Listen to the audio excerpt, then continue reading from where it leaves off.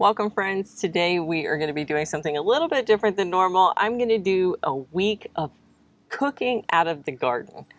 It's going to be kind of like my version of the Three Rivers Homestead Pantry Challenge. I've never actually done the Three Rivers Homestead Pantry Challenge just because I kind of feel like doing that here in Florida seems like it's against the challenge because we're growing our primary season during their pantry challenge, and what they're doing up north is using up all of the stuff that they have harvested and preserved in their gardens from summer, whereas here in Florida our summers are like their winters and our winters are like their summer. So let's get in there, let's cook a bunch of things, and I'm show you exactly what I'm using out of my garden and in my kitchen. So we're going to start the week off with lunch. I typically don't eat breakfast, so I don't really make a lot of stuff from a breakfast perspective, but you could totally make omelets with onions and tomatoes, or another veggie omelet with broccoli and cauliflower and all kinds of cool things. But I like to have a lot of salads for lunch, so that's what I'm starting with here. I got some of my lettuce, and then I have some celery that's ready. I have some tomatoes that I picked a while ago. I thought that we were going to get a cold front, so I pulled a bunch of the green tomatoes off and have been letting them sit in a basket to ripen. And we didn't end up getting that freeze, so it didn't end up mattering, but I have this beautiful basket full of tomatoes. So I'm chopping up the lettuce, the tomatoes, and the celery. While we do that, I just want to talk about the Pantry Challenge. I really love what Jessica does with the Three River Pantry Challenge. I think it is an awesome endeavor to really use what we grow in our gardens or what we preserve throughout the year. I think it's very easy for us to jump to the convenient foods or the things that, you know, are at the grocery store and easy to use. But hey, you did all this effort, you put in all this work. Let's use the stuff that you grew or that you preserved, and I totally support that. My challenge is I kind of feel like a fraud if I do the pantry challenge, because I am not living in a place where we are living straight out of our pantry. It is not well, it is winter here, but it's not like a typical winter. Our winter here is like their summers up there. This is our prime growing season. So I've never really gotten into doing the pantry challenge for that reason. I kind of feel like I would be disingenuous if I did that.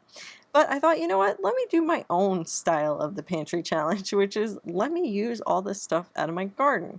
It's very easy for us to grow this stuff and, you know, have these beautiful gardens and then not actually eat the food. But today I did it, and I made a salad. I added a little bit of bacon pieces and some blue cheese, and then I made this like blue cheese ranch style dressing, topped that off, and that was our lunch for the day, and it looked absolutely beautiful, and it was so good, so yummy. For dinner that night, I wanted to do like a salmon dish. I've been very much into pastas and rices lately, so you're probably going to see a lot of that in this video. But I started out with, I'm going to bake this salmon skin side down with a little bit of seasoned salt. And then I have some peppers that I harvested last fall. So these pepper plants don't look like that right now. This is when I harvested it, but I did preserve these peppers by freeze drying them. So I chopped them up into little pieces, freeze dried them, and vacuum sealed them into this container right here. And so I'm going to rehydrate these peppers by just adding some water and letting them sit for a couple minutes. And then I'm going to add those peppers to a stock pot where I'm going to saute them for a minute, and then I'm going to add some rice. Now, I like to make my rice in advance, so I will make a week supply of rice, usually about 2 cups of dry rice, and then I'll use it throughout the week like I'm doing here. This is already cooked rice. But because I had it in the fridge waiting, it was like a 15-minute dinner. It was so quick. So added the peppers to the rice, a little bit of water just to get the rice to loosen up a little bit, and then I'm going to put that onto 2 plates for my husband and I. As that rice was cooking, the salmon was cooking as well, and so it was just a simple dinner of salmon with these pepper rice. I wanted to kind of kick it up a notch, so I added together a slurry. I really love slurries, and this is just like sour cream, or you can use ranch, but it's a sour cream, and then you add some kind of citrus. So I used lime juice, you can use lemon juice, and a little salt, pepper, and some water, and I sprinkled that over the rice to create like this creamy sauce in the rice, and then top it with the salmon, and that was our dinner. This is one of my favorite meals to make just because this was done in 15 minutes. It has our garden fresh vegetables that I had preserved through freeze drying, and we're taking advantage of what we harvested. Here we are on the next day, and we are going to make a new type of salad, which is my new kind of favorite salad. It is a kale pesto salad. And so I'm chopping off some of my curly kale here. I think this is called Prism.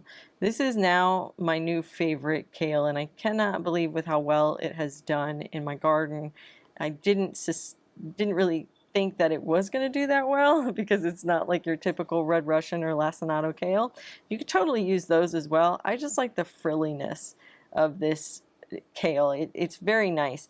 And for those of you who don't really like kale, I can understand, you know, when you say I don't like to eat kale raw, right? Lots of us will eat it cooked. But this way, I'm going to challenge you to give it a shot, because something about the pesto and the oil and everything kind of massaged into the leaves of the kale really take away that stringiness of the kale. It kind of takes away some of that bitterness as well, and it really makes that crispy, crunchy kale really shine through. I'm absolutely in love with this recipe if I haven't explained that well. So we take our kale and we're going to chop that up a bit into small bite-sized pieces. We're going to go over to our basket of tomatoes and grab a couple of tomatoes from there, chop those up, and then top the salad with that.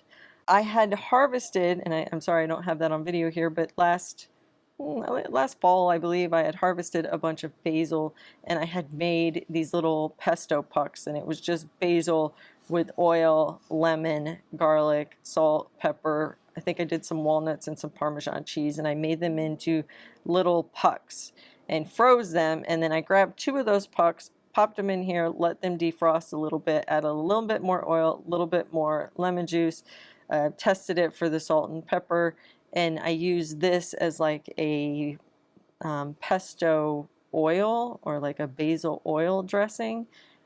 Outstandingly good. I'm so glad I did those little pesto pucks, and that's just another way to preserve. So here is another thing that I had harvested last fall, which is some sun-dried tomatoes. I think we made these together.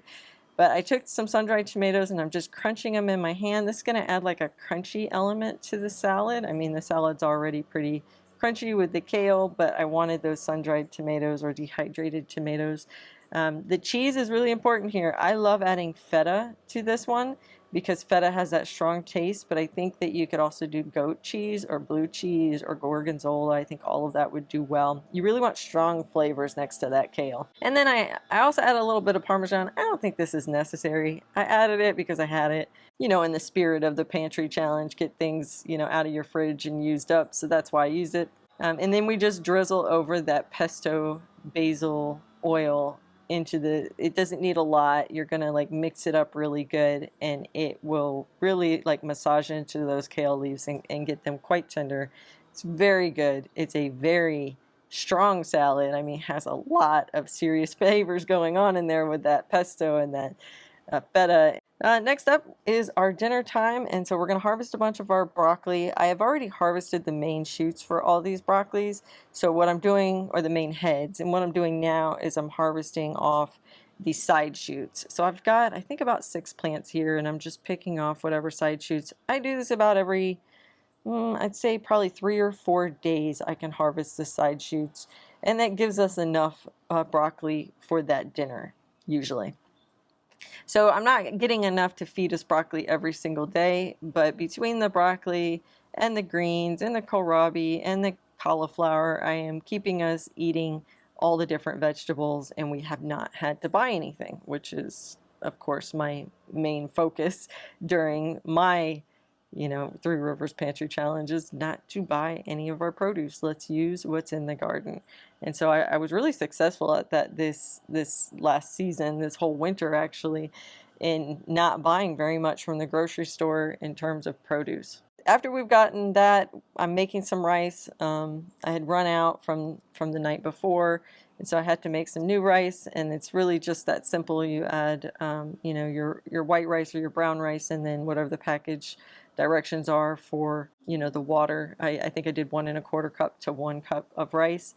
I added some frozen green onions. So these were also harvested from the garden, and I didn't blanch them or anything. I just chopped them up and froze them, and they work really well that way. Here's that broccoli that we harvested. I do put them in bags and stick them in my refrigerator, and so I'm just kind of pulling out the ones that I want, and then the rest I'll put back in the fridge. You can see I've been saving up quite a bit here. I have a pan on the stove with some olive oil on it, and I have some of this like really thinly sliced beef. And so I'm putting this down. We're making kind of like a beef and broccoli takeout dinner. So instead of picking up the phone or not picking up the phone, but picking up Uber Eats or DoorDash and ordering something, I thought, you know what, let's just try to make it ourselves. And it came out really good. I was very happy with it.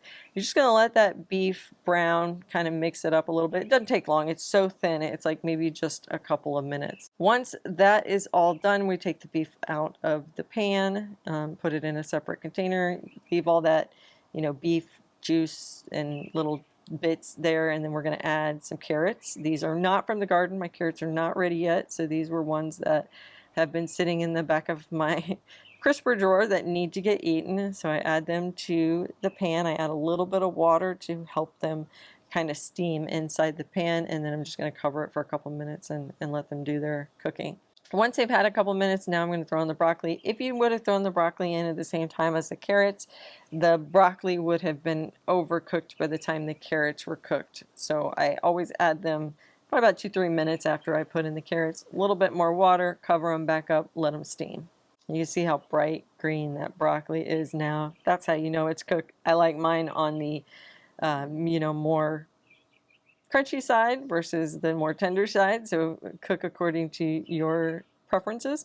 I add the beef back in there, and now I'm going to be adding a sauce. And this one, I believe I had hoisin sauce, soy sauce, some lemon juice, some minced garlic, and minced ginger. And then I think I actually added some green onions to it as well. Just mix that up. It will thicken up. That hoisin is very like kind of sweet and sticky, so it kind of sticks to all the vegetables pretty quickly. With the rice, our green onion rice, I'm just going to pour some of that on top, and then we're going to add our beef and broccoli and carrots with a little bit of that sauce on top of the rice. And does not look like the most amazing takeout meal ever, and you made it at home. And once again, this did not take me long. I think the longest thing was the rice. We're on to day 3, and let's get use of some fruit. I have these strawberry tower, this green stalk vertical planter full of strawberries, and it is producing like crazy. I couldn't be more pleased with this planter. So we're going to pick off all the ones that are ripe. You see I'm leaving some behind where they're not completely ripe. They say that you should pick them when they're about 75% ripe. I wait a little bit longer, mainly because I go out and check them every single day anyway, so I know when they're getting close. And you know, I don't necessarily want to pick them off when there's so much that is still white. I want them to be ripe. But if you wait too long, the birds and everything else are going to get to it. Now that first powder you saw me put in there, that is banana powder. I freeze dried some bananas and ground it down into a powder. These were bananas that I did not grow here, although I do have a banana plant. It hasn't started producing yet. These are from the store, but I am using the banana powder that I preserved, and I'm also using some dried milk. You could use regular milk. I just didn't have any, so I have some backup dried milk that I use for recipes. I'm going to chop, I washed my strawberries beforehand, but I'm going to chop those up into little bite-sized pieces and add them to my little cup. Adding some filtered water. I usually like to put equal amounts of powder to water, and then I'm going to add some ice cubes just to get that kind of crunchy smoothie texture. Screw the lid on, it's very full, and we're going to pop this onto the Ninja and let it do the work. And that's it. Now we got a strawberry banana smoothie for our lunch.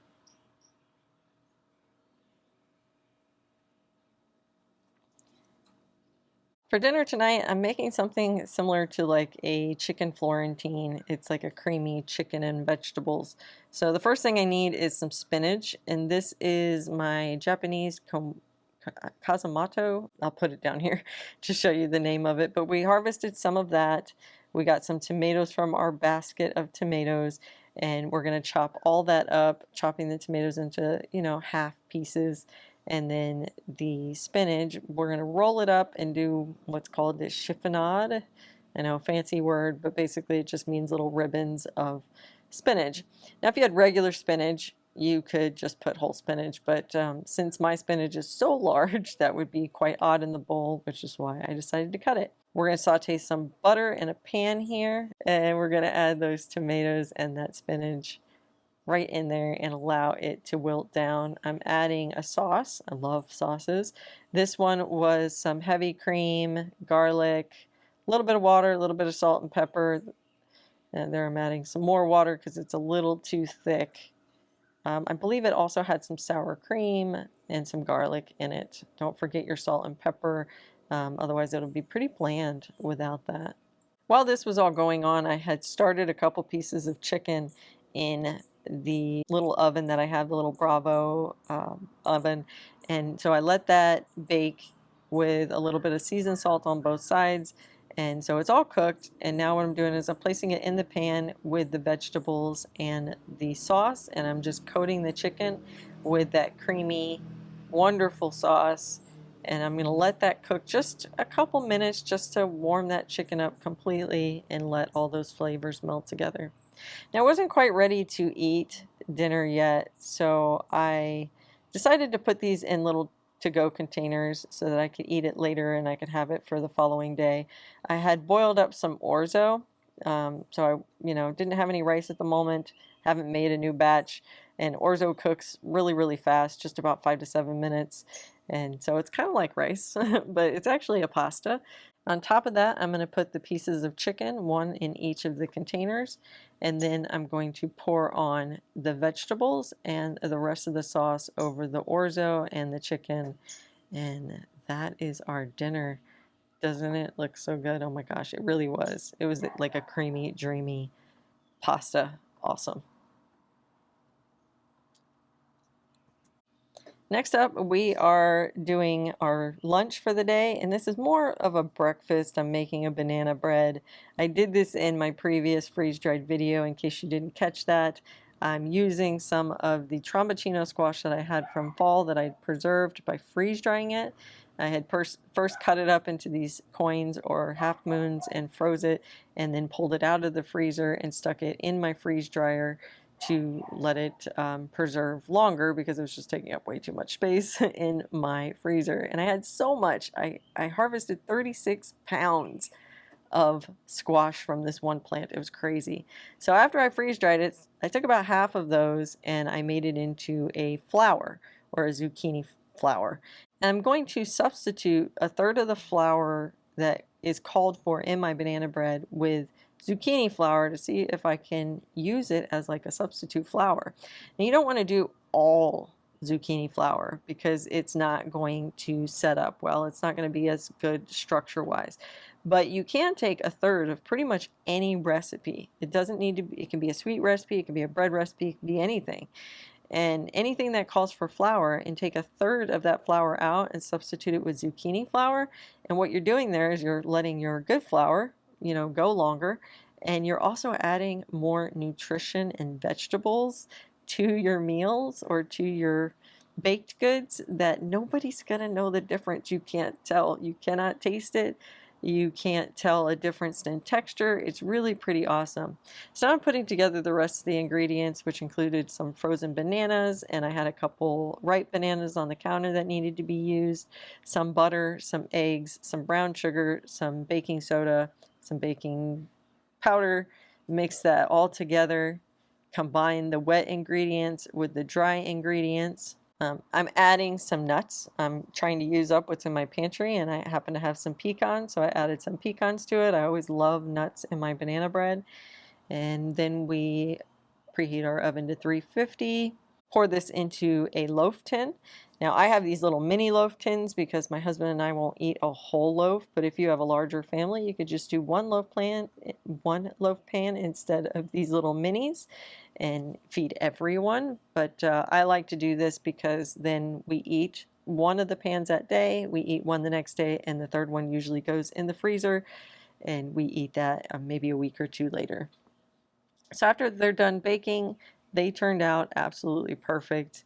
I just was so shocked that the zucchini flour worked as well as it did. It was more moist than what I'm used to, but overall it was very, very similar. In fact, my husband actually liked it better than our traditional banana bread, which has a little bit more drier of a taste. So for dinner that night, we're going to take some of these cabbages out of the garden. I have so many cabbages that I'm growing. I'm going to do some sauerkraut.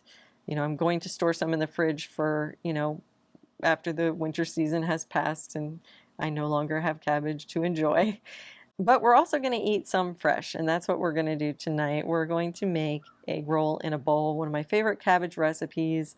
I love cabbages in stir fries and a lot of Asian dishes. It's a great, crispy, crunchy vegetable, and it sautés very nicely. This is a Wakefield cabbage. It is like the cone-shaped cabbages. I just love the shape of it. I think it's so pretty. We're also going to see if we got any carrots. We really only have one carrot that's ready, and then I have a couple in the fridge that I had purchased, but we did get one, so I'm excited about that one.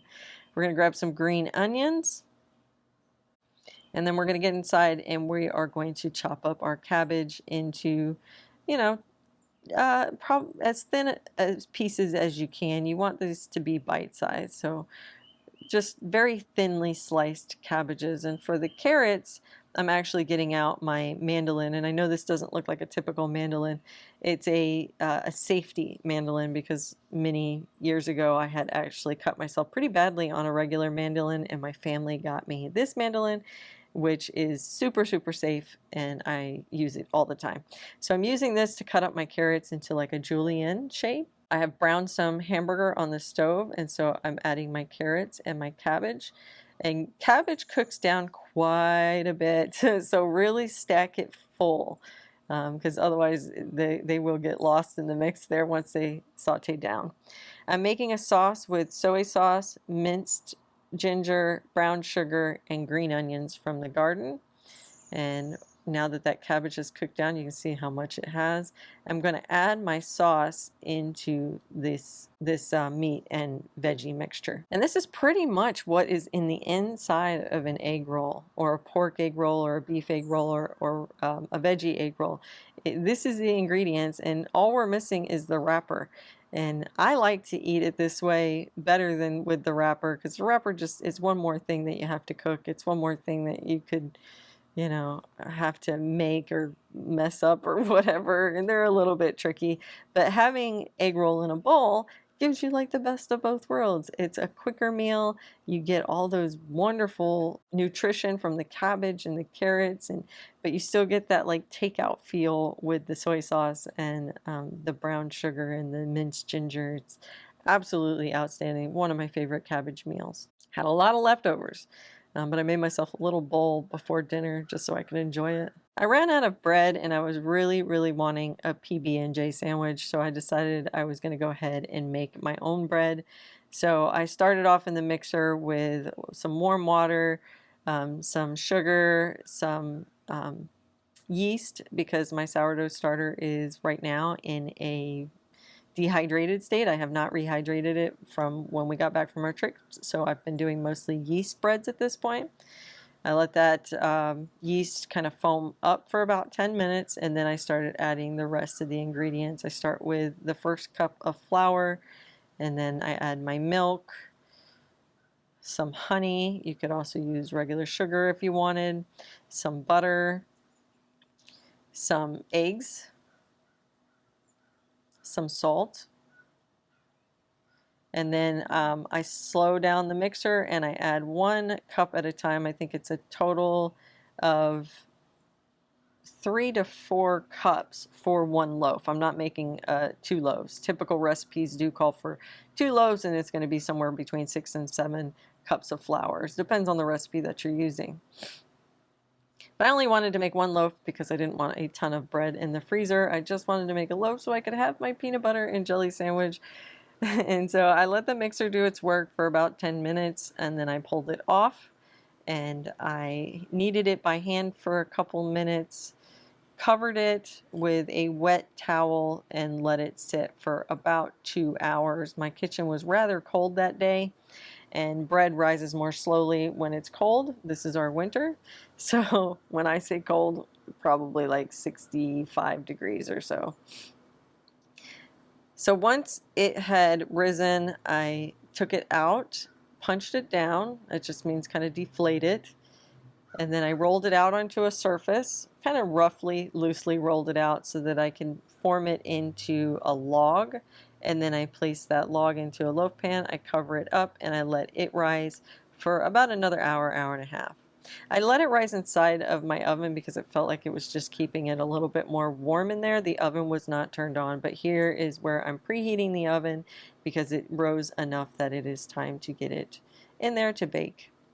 And I usually bake at 375 for about 30 to 40 minutes. This one turned out quite large. I need to get a bigger loaf pan for sure. So it's all done. I tested it. I did check the temperature on the inside using a thermometer, and it came out to 195, which is exactly where you want to be, 195 to 205. It slides right out of the loaf pan, and then because this is going to be a sandwich butter bread, I am going to use butter to kind of wipe all over the bread to kind of give it that nice sheen and that little butter flavor on top. So we dove into that bread, and now we've only left with half for my PB&J. So I'm cutting a couple of slices off of my loaf. I have almond butter because my husband has a slight allergy to peanuts, so we don't keep peanut butter, but I do have almond butter. And I have this strawberry strawberry jelly. Last year, the strawberries that I did harvest from my garden, I made into a jam, and then I took the tops off the strawberries, usually what you throw away or compost, and I made a strawberry jelly, scrap jelly, using the scraps from those strawberries. And so I canned that. I used some pectin to kind of firm it up, although it is still fairly loose. And I jarred it up and I canned it, water bath canned it for about, I think it's 10 or 15 minutes. And so I was just really craving that jelly today. So I put that scrap strawberry jelly on that one side, the almond butter on the other side, and I had the most delicious homemade peanut butter and jelly sandwich of all times. It was outstanding. For dinner, we're going to be making another Asian dish. I'm into Asian dishes these days. It's going to be a stir fry. So I'm going to grab some celery from the garden. We're going to chop that up into kind of thicker pieces. I'm going to take that cabbage that we harvested the day before, and I'm going to make big chunks to go in this. We're not going to slice it as thin as we did with the egg roll in the bowl. I kind of want it to be kind of chunky. And then I have a purple cauliflower that actually tastes a lot more like a broccoli. This is the purple of Sicily that I grew. It's been in my fridge for about a week now. It's still doing perfectly fine. These things last forever in my fridge when I grow them at home. But I thought this would be a really cool addition to the stir fry. So I chopped up a bunch of the purple cauliflower. It really, honestly, to me, just tastes like broccoli. It does not taste like cauliflower. It definitely grows like cauliflower, but it tastes like broccoli. We're going to heat up a skillet with some olive oil, super hot. We're going to add in some onions, not from the garden, but hopefully we'll have onions soon. We're going to add in our purple cauliflower. I'm adding in some water chestnuts. These are canned water chestnuts. I have heard that you can grow water chestnuts down here. I just haven't tried yet. And then some baby corn, canned baby corn as well. I drained the juices off of these. And then we're going to salt and pepper it. And then last but not least, we're going to add the cabbage kind of at the end. Once we know that the broccoli has cooked or the cauliflower has cooked, everything has cooked down. It's softened but still crisp, which is what you're going for. And now I'm going to add a little bit of like a sweet and sour sauce, just a tiny bit. I'm going to mix in a little water with that to thin out that sauce. Otherwise that sauce is very, very thick and very, very sweet. And then to offset some of that sweetness, I'm going to add in some soy sauce. I made some brown rice Asian noodles here. I think this is like a type of soba noodle. So I just boiled that for about 5 minutes. Took no time at all. Now we're going to lay that down, and on top of that we're going to put our vegetables.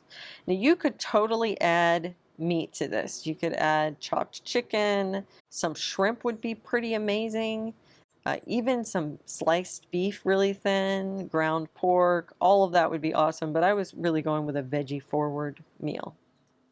It's the following day, and we are going to be making what I call a bento box or a charcuterie board.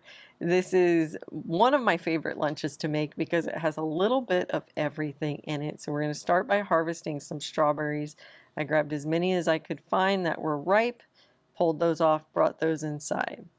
I also grabbed some more of that celery. I've been really hacking away at this celery, using as much as I can while it is still fresh, but I will preserve the rest. I'm going to freeze it, dehydrate it, I'm going to make it into a seasoning, and I'm going to make it into, celery that we can use in soup dishes later on. So everything gets washed, and then I'm going to chop the celery into long strips. To the celery, I'm going to add a little container for some ranch dressing.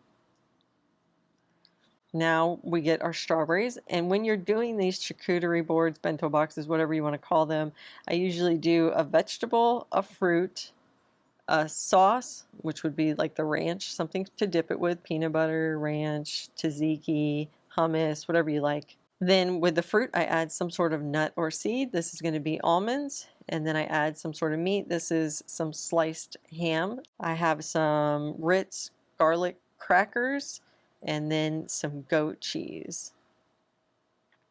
And don't forget some tomatoes from our basket. And check that out. That's going to be my lunch. I'm going to pick and snack at all of this, and it was so good, so yummy. My favorite way to eat lunch. So later on that night, it's time to make dinner, and I'm going with a pasta dish. I have been craving a veggie pasta, so we have some tomatoes from our container our container tomatoes, as well as some of the tomatoes from our basket. We also have some of that leftover broccoli that we harvested that needs to get used. We're going to start some olive oil in a hot pan and add in our tomatoes and broccoli. It only takes about maybe 3-4 minutes covered to cook. Broccoli's nice and green. We're going to add a very chunky sauce. This is about a half a cup of, I believe it was cheddar cheese with some cream, some garlic, salt, pepper, and then I cut it after I poured it into the pan. I cut it and added some water to thin it out a little bit because it was very, very thick. And I cooked some pasta. We're going to add that pasta to the pan. We're going to salt and pepper it and mix it all together, and then we're going to put it in bowls for my husband and I. He was not ready to eat, so I put his in a little container. This was decadent pasta. I mean, very decadent. I hope you enjoyed spending the week with me, and I'm showing you all the different things that I'm making out of my garden. If this is something that you like, if you want to see me make more of these meals from the garden, just head down and give me a little comment letting me know that you're interested, or give me a big thumbs up, and that will tell me that you are interested in maybe me doing more of these types of videos where we are harvesting and cooking from the garden for a full week. I had a lot of fun hanging out with you, harvesting lots of cool stuff from the garden, as well as cooking in the kitchen. Happy gardening and happy cooking, guys.